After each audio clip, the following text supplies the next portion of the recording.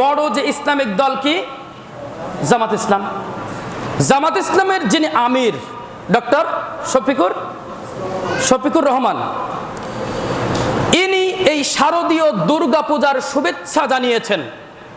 আচ্ছা, নাউজুবিল্লাহ মুখ দিয়ে বের হয়নি, আপনারা বোঝেননি।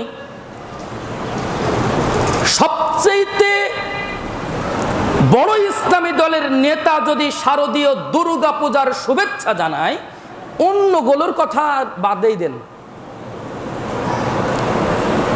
শারদীয় দুর্গা পূজার শুভেচ্ছা সেটা কি? আপনার কি ঢুকেছে? সেটা কি?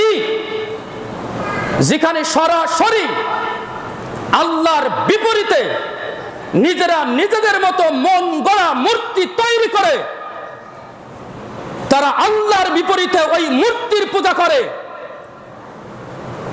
যারা তাগুত, যেটা আল্লাহ রাব্বুল আলামিনের যত নবী রাসূল এই পৃথিবীতে এসেছিল সমস্ত নবী রাসূলদের একটি দাওয়াত নিয়ে পাঠিয়েছিল, আনি ইবুদুল্লাহ ওয়াস্তানিবুত তাগুত। আনি ইবুদুল্লাহ, তোমরা এক আল্লাহর ইবাদত করো, ওয়াস্তানিবুত তাগুত, এবং তাগুত থেকে তোমরা দূরে থাকো। অর্থাৎ আল্লাহ ব্যতীত আর যা কিছুর উপাসনা করা হয়, যা কিছুর ইবাদত করা হয়, ওগুলো সব হলো তাগুত। ওগুলো সব কি? তাগুত। এই তাগুত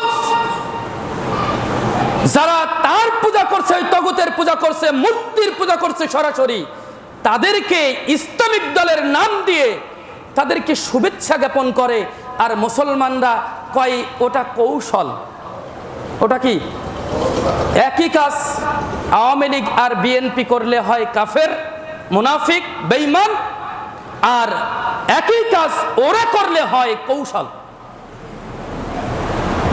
আল্লাহ রসুল সাল্লাল্লাহু আলাইহি সাল্লাম সহ যত নবী রাসূল এই পৃথিবীতে এসেছে, কোনদিন কেউ কি এক মুহূর্তের জন্যও ওই বাতিল কুফরি আকীদার সাথে, ওই কুফরি মতবাদের সাথে এক মুহূর্তের জন্য আপোষ করেছিলেন?